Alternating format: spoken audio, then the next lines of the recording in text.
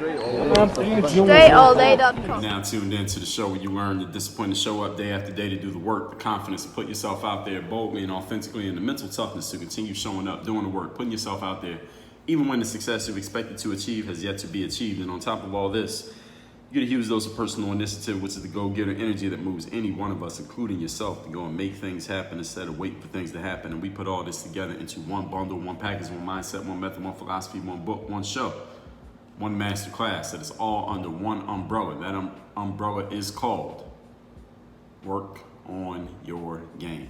My name is Dre Baldwin, also known as Dre All Day, and welcome to the show. And today we are going into part 8, as I've already told you. Part 8 of 8 as of now. We will always be adding more parts to this series because I'm always reading new books, and there are even more books I haven't even mentioned yet in this series that we just haven't gotten to yet. So there will be more episodes of this, guaranteed. But part 8 of my favorite books episode, today I'm going to add 5 more here because these are just the ones that I grabbed when I was looking at my list. And I forgot to mention yesterday. I should have mentioned it, but I forgot. I have a reading list that is listed on my website at DreAllDay.com/read. So at DreAllDay.com/read. Nico, you can put a link to that page in the show notes, please. That has a list of damn near every book that I've read, at least the ones that I can remember. And I used to write a review of every single book that I read, and I would post it on my website, but I kind of got away from doing that because I got other shit going on. So I haven't done that as much, but I still will list every book that I read. I will put it on that page, and I will give you links to over to Amazon so you can go get the books, etc., to make it easier for you. I haven't added all those links. We're a little bit behind on adding all those links up, but the list is going to be there. Again, it's at DreAllDay.com/read, and I do put them in categories as well. So all that being said, I've already given you the background on the books and the episodes that you should refer yourself to.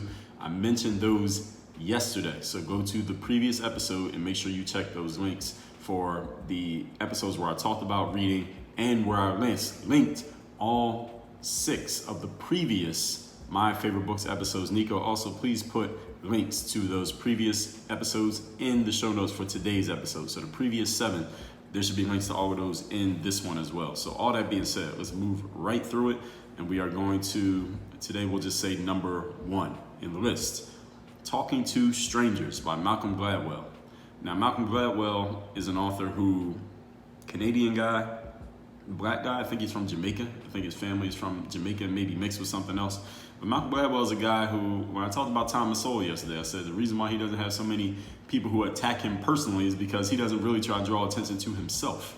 Malcolm Gladwell is a guy who does try to draw attention to himself, and again, not in a negative way. There are hundreds, thousands of people who draw attention to themselves these days, and they have fans, and you'll have detractors. Draw enough attention is going to happen. Malcolm Gladwell has written several best-selling books. Blink, the other one was The Tipping Point. Those are the 2 that I think that got him the most known. The Tipping Point is probably the one that got him the most known, where he was incorrectly credited by a lot of people for talking about the 10,000 hours rule. He's not the one who created it. It was a guy named Derricks who actually first introduced it. Malcolm Gladwell popularized it, but it got attached to his name because his book was more popular than anything that Derricks ever put out. And also the book Blink, and Malcolm Gladwell has several other books. He has What the Dog Saw. He has Outliers. Actually, Outliers might be the one where he talked about the 10,000 hours rule. So those 3, if you check those out, Blink, Outliers, and The Tipping Point, those are the 3 books that really blew up Malcolm Gladwell's name. But he's done a lot of writing for the New York Times. He wrote for the New York Times Magazine. He's appeared in articles and on podcasts with one of my favorite podcasters, Bill Simmons. So he's been in a lot of places at a lot of times. Malcolm Gladwell, a very known guy. He wrote this book, Talking to Strangers. This is the most recent book that he put out as of this recording. And in the book, what he talks about here is why people make false assumptions, and maybe sometimes accurate assumptions, about people who they don't know, and how those inaccurate assumptions lead to sometimes tragic outcomes. And he starts and ends the book talking about the exchange that led to the death of a woman by the name of Sandra Bland, who was from Illinois. She had moved down to Texas, and moved down to Texas with the intention of getting her life together. She had gotten herself a job. She's going to be working on a college campus. She's driving away from the college campus, gets pulled over by a police officer. There's a conflict with the police officer, verbal conflict. Eventually becomes a little bit of a physical conflict. Sandra Bland, long story short, she didn't get killed by the police officer, but she got arrested by the police officer. Spends a little bit of time in jail. She has I don't remember the exact details of what happened here, but Sandra Bland, or what happened between the arrest and what ended up happening with Sandra Bland, is that she committed suicide.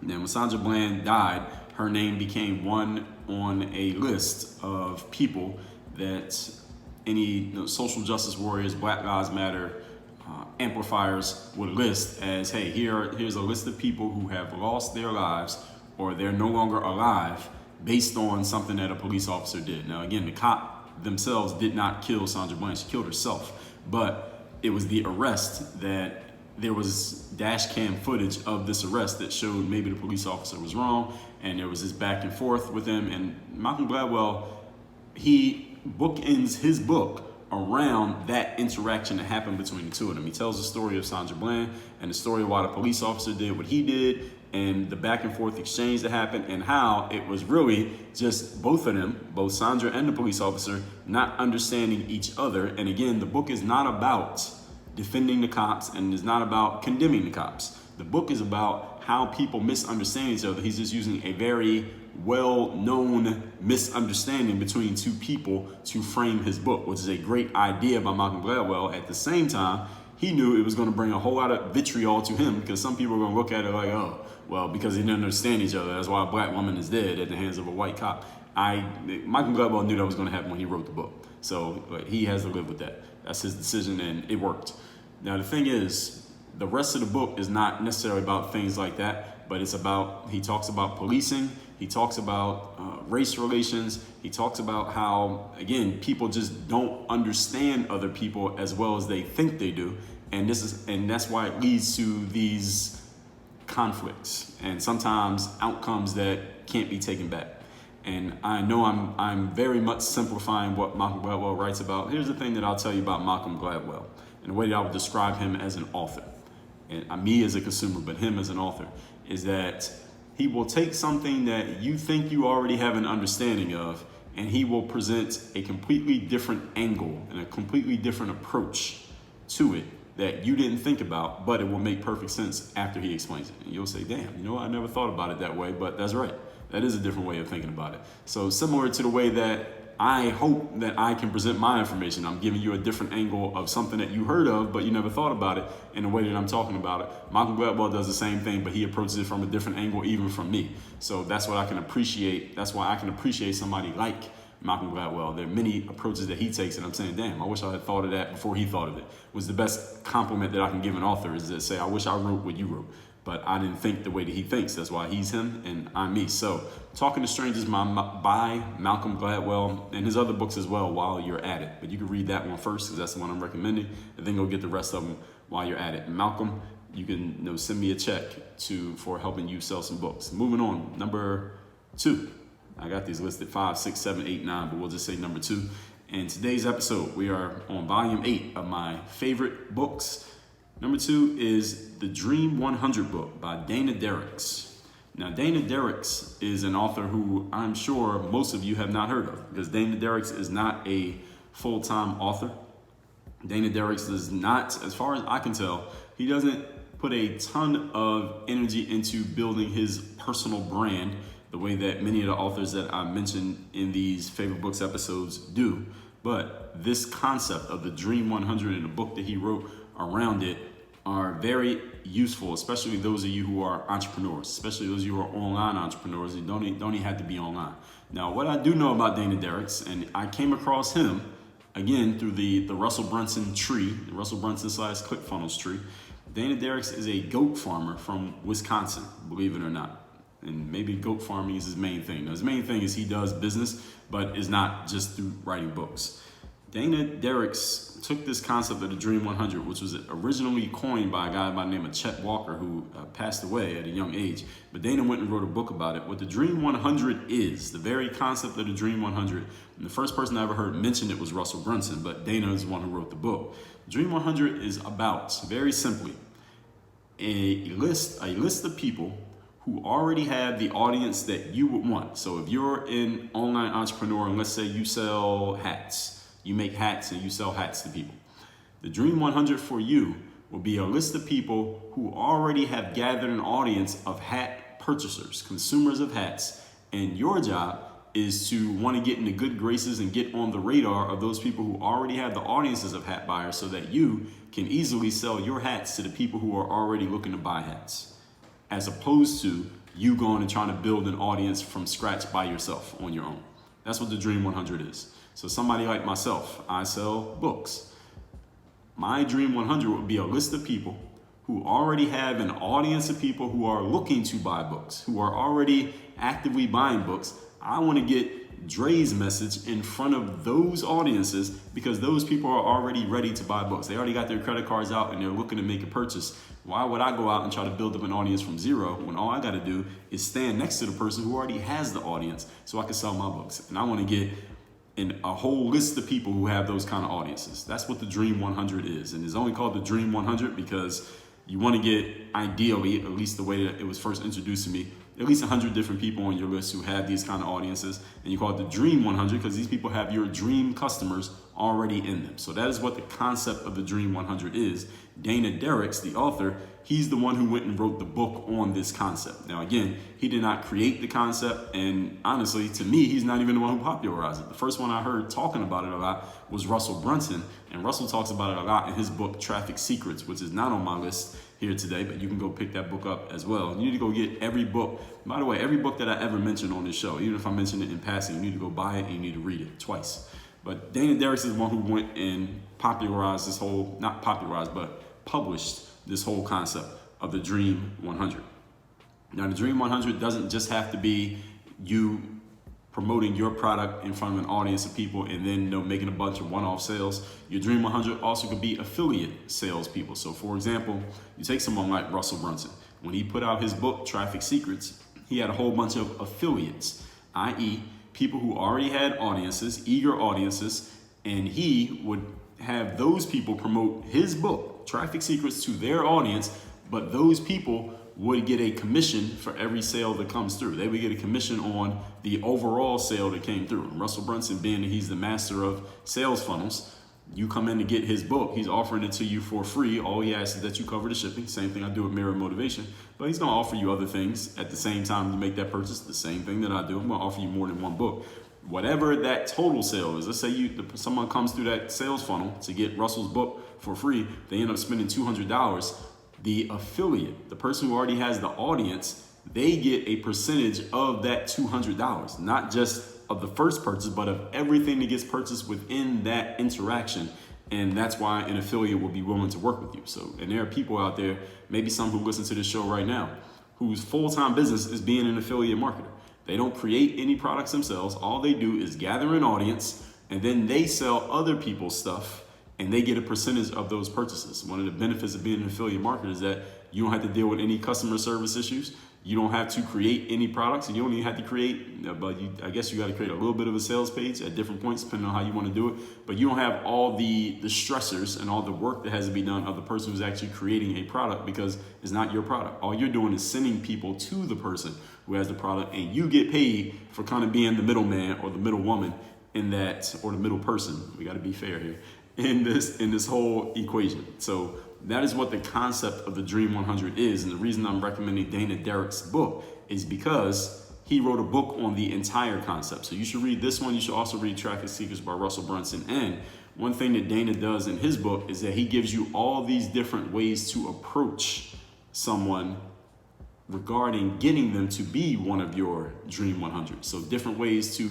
get on somebody's radar. So let's just say you want to get on, Oprah Winfrey's radar. Now, how many people are reaching out to Oprah every single day trying to get on the cover of O magazine? Well, I guess you can't get on the cover. Again, I think Oprah's on the cover of every episode. But if you want to get an interview, you want to get that Meghan Markle interview, or you want to be on the Oprah show back when there was an Oprah show, or anybody who's very, very well known, and they probably have people coming at them with requests all the time. How do you get on that person's radar? Is that you have to do something that other people aren't doing. Dana spends a lot of time in his book explaining what those somethings are, to where you can get on somebody's radar even though they may be very busy and they're ignoring the other 1,000 people reaching out, how you can be the one that they actually pay attention to. So that's why you need to read this book, Dream 100. Even if you're not looking to build a Dream 100 right now, there are ideas in this book that you can and will use in your business. All right, have I sold that book well enough? Dana, you owe me. Moving on, number 3.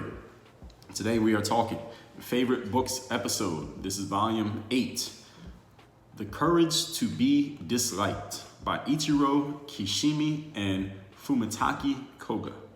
Now, this is a book that the first person I heard mention this one was an author by the name of Tucker Max. Now, Tucker Max is a guy he's down in Austin, Texas. He's a guy who I first came across because he was writing these fratire books back in the day. This is damn near 15 years ago. He was writing these books about how he would go out and get drunk and talk to girls and have sex with all these women, and he would just write funny stories about it. And he was actually a very good very good humorous writer, Tucker Max. Then he did about 4 books like that, and then he went and settled down in his own life, got married, had kids. And now what he does is run the company called Scribe, where he helps authors write their books and actually get their books published and get them out there into the world. What he really does is help people who are too busy to sit down and write their own book. And he and his company actually do interviews with those people, and he basically helps them a basically done-for-you service, full suite done-for-you service of somebody who has an idea for a book but not the time to sit down and write it. And he and his company actually will get the book written for you. So any of you have heard of David Goggins, who wrote the book Can't Hurt Me, very, very popular book.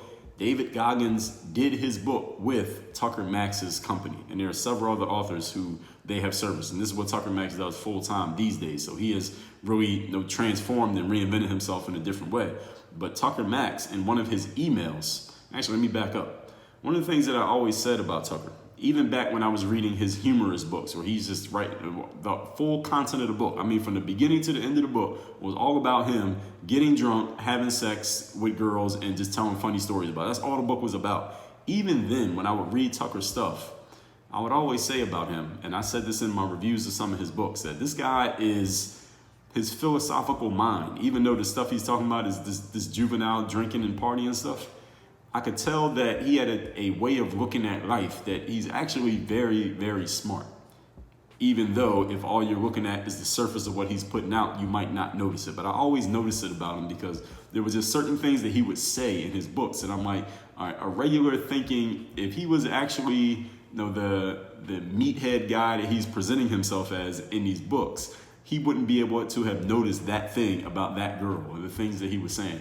And again, I noticed this way back in the day about Tucker. And as a matter of fact, if any of you have seen my 2016 TED Talk, which is called Dear Dre, How to Be Confident When You're Not, which I did at TEDx Coconut Grove down here in Miami, the story that I told of that basketball player in high school who the coach told him to be the best player on the team, then he went out and had that great game, that was Tucker Max. He's the one who told that story. So Tucker, thank you for giving me that story, because I mentioned that story in at least 3 of my books. I mentioned it in one of my TED Talks. I mentioned it sometimes when I give keynote speeches. So shout out to Tucker for that.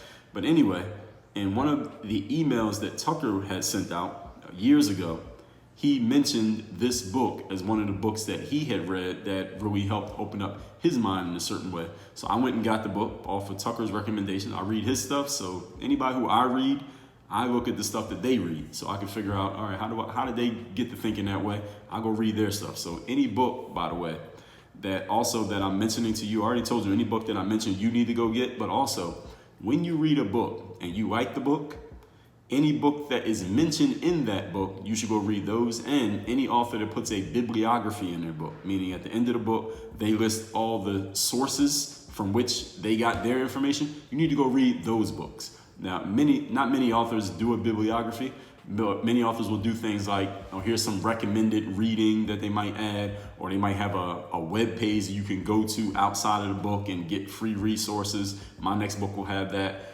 Or some authors will put a bibliography if they do a lot of research. So for example, a Thomas Sowell book may give you a bibliography. Robert Greene, for example, he's a person who always lists bibliographies in his books. And a lot of books that I read came from looking at Robert Greene's bibliographies. And not all authors do it, but some do. But anyway, Tucker Max mentioned this book. I went and got it.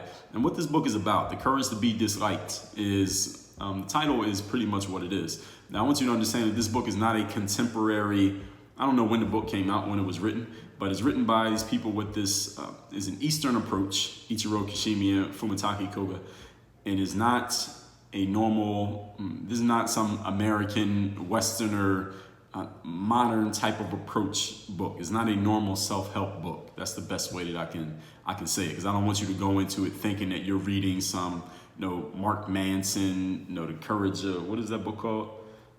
I forgot what the name of that book is. The book with the word fuck in it. There's so many books with the word fuck in the title nowadays. Whatever it's called. Y'all know the book. The Subtle Art of Not Giving a Fuck. Yeah, it's not a book like that. It's not like a Tim Ferriss book. It's not like a Dre Baldwin book. It's not like that at all. This book is written in a way that is like two people having a conversation. It's like a master and a teacher talking to each other. And they're just having this conversation. And I like the way that they set this book up, the way that they have the conversation going.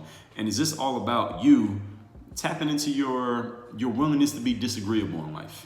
And I did a whole episode on disagreeableness not too long ago. Let me tell you what episode that was. It's episode number 1698. Why being disagreeable is the key to your success. And this book even slipped my mind when I was talking about it, because I should have mentioned it back here in this episode, which was over 100 days ago, or more than 3 months ago. It doesn't seem like it. But this book is about tapping into that disagreeableness, and not disagreeable meaning being a negative person. Disagreeable meaning, are you willing to look at the world and see how everybody else is doing things? But if you have a different opinion, are you willing to stand on that opinion in the face of everyone else disagreeing with you? That's what disagreeableness is about. It's a personality trait. And again, it's not negative to be disagreeable and positive to be agreeable. Agreeable are people these are the type of people who are compromising, people who like to get along with everybody. People sometimes can become people pleasers when they do it to a fault. And nothing wrong with being an agreeable person. You need them in every team. Then you have disagreeable people. These are the kind of people like myself who will go against the grain, will offer an opinion that is unpopular, will stand up in the face of people disagreeing with them and stand on that opinion. Disagreeable people tend to become soloists. These are the kind of people who become entrepreneurs. These are the kind of people who play a solo sport. These are the kind of people who they don't mind turning people off and pissing people off, and they feel fine about the fact that not everyone agrees with them. So you need different types. You need this mix of different people in life. This book is about having the courage to be that disagreeable person, if that is indeed who you are as an individual. So The Courage to Be Disliked. This is another one of those under radar books written by authors who are not so much trying to make spectacles of themselves. And this is why this book is underrated. So this is why you got to go find it. And you probably wouldn't have heard of it if I hadn't mentioned it to you. I know some of you have probably read it, but the rest of you probably have never even heard of it. Go look this book up and read it. Next one, number 4. Today's topic, we are on my favorite books, volume 8. Number 4 is What They'll Never Tell You About the Music Business by Peter M. Thall, Thall. What They'll Never Tell You About the Music Business. Now, why the hell am I reading a book talking about the music business? I am not a musician. My dad is into music, but he's not like signed to a label or anything like that. So why am I reading this book? And it's a pretty long book. The reason that I read this book, What They'll Never Tell You About the Music Business, is number one, I always listen to music. We all listen to music, even if you don't want to perform music or be in the music industry. And I knew, because of my background and listening to hip hop music and being into sports, those are two things that I've been into my whole life, hip hop music and sports. I know a lot about sports.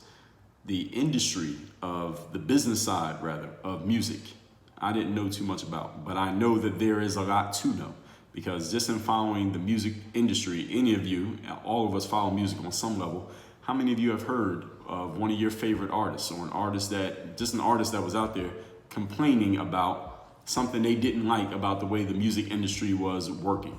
We heard Taylor Swift, who's one of the most popular artists out there. I don't really listen to Taylor's stuff, but the few things I've heard I liked. But her talking about how she didn't like the revenue breakdown she was getting from, I don't know if it was Apple or Spotify, one of them that she was mad at, and she was going to take all her music off there. And it was a big deal because she's a very popular artist, and there was a lot of listeners who wouldn't be using that platform because Taylor Swift's music wasn't on it. In the hip hop industry, I've heard so many artists complain about, well, I'm not getting my right deal, and we've seen artists like Lil Wayne suing their own companies for $50 million. We hear artists like Jay-Z rapping and bragging about owning their masters and owning their publishing or being able to buy that stuff back. And even to this day, so many artists talking about publishing and royalties and how much money they're making off the music that they're putting out. Because obviously, it's become apparent that a lot of artists just don't know what they don't know about the music industry. And even though they're making this hit music that is touching so many people and so much money is being made, a lot of that money is not going in the pockets of the person who actually created it because they don't know the business side of the industry. So this book, again, the title is What They'll Never Tell You About the Music Business. Not about making music, because these artists know a lot about making music, but what don't you know about the business side of the music game? I wanted to read this book so I could learn, because I was sure that there were some principles I would get from this book, even though I'm not a musician, that I could apply and check myself with in the business that I am in. So that's why I went and read this book. And this book covers everything from royalties to publishing and explains what they are, because all of us have heard these phrases, but a lot of us don't even know even what they mean. What does it mean? What is a royalty? What does publishing actually mean? What is it, a mechanical royalty? What's a digital royalty? People don't know about this stuff. So this book explains exactly what they are, gives you clearly definable terms of what they are, how they work, why they work. If you don't like the deal that you have, or you don't like the setup of certain ones of these terms, how you can do something about it, and all your options, and what your lawyer can do, what you can look at, what parts of your contract you need to reread. All of this stuff is laid out here, and it's basically a business lesson that this book is giving you. They're using the music industry as the canvas, but this is a business lesson that you could use for any business, any industry, anything that you do in life. So that's why I read this book. And again, as I told you, I like to read books that are focused on industries that I'm not even in, because that's where the ideas come from. Because if I only read books about the industry that I'm in, well, then everybody's already using that idea. Right? Because how that person even come up with the idea? Everyone's already using it if they're talking the same industry that I'm in. So if I go grab a music business idea and apply it to the book writing business, now maybe I have something that nobody knows about, and now I have the advantage over everybody else. So again, just a disagreeable way of looking at life, looking at business, and a way to grab an advantage. So make sure you check that one. And the last one, this is number 5, and we are talking my favorite books to read. Here's the one where I smack you across the face. This one is called Think Big and Kick Ass by Donald Trump. Think Big and Kick Ass by Donald Trump. Now, let me tell you why this book is on the list. First of all, because I read it. I read this book before Donald Trump even became president. And one thing that I said about Trump, even before he was president, and I might have even said it on this show, but this show just started in 2016, so that was around the year he was running. But Donald Trump's books, now I know he didn't sit down and actually hand write every single book. Most authors don't. But his books are actually not bad. Now I know a lot of you have maybe a negative opinion about Trump. Maybe some of you have a neutral opinion, and some of you have a super positive opinion about Trump. Just mentioning his name is polarizing these days. But his books, The Art of the Deal, was actually a very good business book. Now again, I know he had a ghostwriter who did probably most of the writing, but listen, David Goggins didn't write his own book. But people love that one. I just told you that he hired Scribe to help him write his own book. So he was not like he was sitting down going through pages of manuscript and things like that. But anyway, in this book, Think Big and Kick Ass, what I like most about it is that Donald Trump is so authentic to who he is in this book, in whatever way you think about him. So whatever your opinion is about Donald Trump, the person, the president, the business person, the politician, this book, Think Big and Kick Ass, is 100% on message, is 100% on brand. And that is much more than you could say about a lot of people who are out here, publicly and getting themselves known these days. And that is, I'm not saying that's the reason why Donald Trump became president, but I'm saying that's the reason why he became president. Because the man is on brand. He knows exactly who he is. He knows exactly who he's not. He knows exactly what he's about. And he was saying this in his books years before he even got into politics. That's a credit that I would give him. This is something that I actually talked about let me tell you what episode that was. Episode 1232. Some of you weren't listening almost 2 years ago, but I said this: what you could, should, and will learn from President Donald Trump. This was episode 1232. So you go listen to it and listen to what I said about him back then. And one of the things that I said about Trump, even back then, is that the man is authentic. He keeps it real. He is clear about who he is and what he's about. And there's a chapter in this book that I was just talking to Anna about not too long ago. The title of the chapter is Always Get Revenge. That's the title. He has a chapter in his book that's called Always Get Revenge. And then I read the first few pages. I just reread the first few pages of this chapter. Let me see if I can pull it up. I'm gonna pull it up in my iBooks, because I remember I bought this on Apple Books the last time I was looking at it. And he changed the title of his book, actually. He changed it to Think Big. I guess he took the kick ass out. And the subtitle is Make It Happen in Business and in Life. But in this chapter, let me scroll up to the top of this chapter, because there's a section of this that I want to read. It actually isn't called Always Get Revenge. It's called Revenge, period. Chapter 6, Revenge. And the very first sentence of the chapter is, I always get even. Now, if you never heard of this book, but you know who Donald Trump is, can we agree that this is on brand? Can we agree that this is what he does? Is he the type of person who always gets even? Is he the type of person who holds a grudge? Is he the type of person who, if he decides he doesn't like a person, he will always do whatever he can to make that person's life hell and attack them and talk down on them? I think we can all agree that the answer is yes. Now, again, whether you admire that in him or whether you loathe that in him, we can agree that it's honest. We can agree that it's accurate, and that's what I like about this book, is that this dude makes no bones about who he is as a person. And this is what he says. I'm going to read this. Let me read this little section of the book, because this will either sell it to you or it will turn you off even more. Because listen, when I mentioned him, you already knew whether you were going to read this book or not. So I'm going to read this part. Quote, when I was going through tough times in the early 90s, I needed her help. There's a person he's referring to. And he mentions her name in the book. I asked her to make a phone call to an extremely close friend of hers who held a powerful position at a big bank and who would have done what she asked. She said, Donald, I can't do that. I had taken her out of a dead-end government job. I encouraged her. I mentored her. I made her. And then she told me she couldn't do it. I got rid of her, and then she started a business on her own. Later, I found out her business failed. I was really happy when I found that out. She had turned on me after I had done so much to help her. I had asked her for one favor in return, and she turned me down flat. She ended up losing her home. Her husband, who was only in it for the money, walked out on her, and I was glad.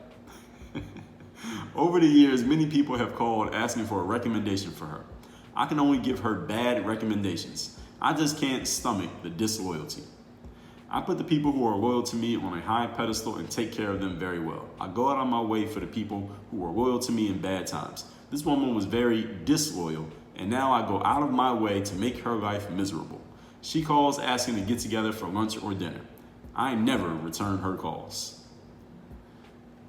Close quote. Now again, you already know who Donald Trump is. You already have your opinion of him. Is this on brand or is it not? Now, the reason I'm sharing this book as one of my favorite books is because of the very thing that I just told you, is that it's on brand. He is who he is. Again, like him or love him, he draws a clear line in the sand. There is no ambiguity with what he's about and what he's bringing to the table.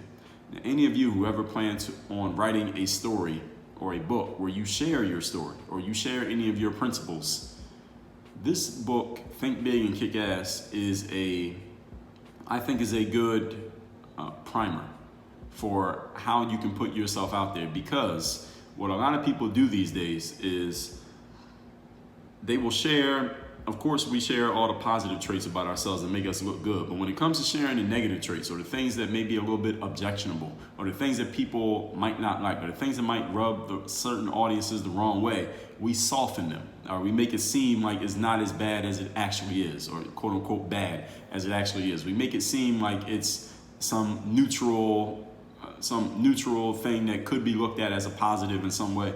Donald Trump doesn't have that problem. And again, I'm not saying that's why he won, but I'm saying that's why he won. And hey, maybe it's why he lost too. So this is the give and take of it. This is the yin and yang of the entire situation. So any of you ever plan on putting your story out there, you could use this as you can learn a lot from taking a look at this. That's the best way that I can say it. So all that being said, I don't need to say anything else about that. Let's recap. The next five books in my favorite books series. This is volume 8. Number 1, Talking to Strangers by Malcolm Gladwell. Number 2, Dream 100 book by Dana Derricks. Number 3, The Courage to Be Disliked by Ichiro, Kishimi, and Fumitake Koga. Number 4, What They'll Never Tell You About the Music Business by Peter M. Thall. And number 5, Think Big and Kick Ass by Donald Trump. All that said, tell me which of these books that I mentioned here today are you most intrigued by, are you most repulsed by? Are you angry at me for even mentioning Donald Trump's name? Tell me which book you've already read and you're excited that I brought it up because you weren't sure you knew anybody who had also read that book. My number is 305-384-6894. Once again, 305-384-6894. Work on your game. Dre all day.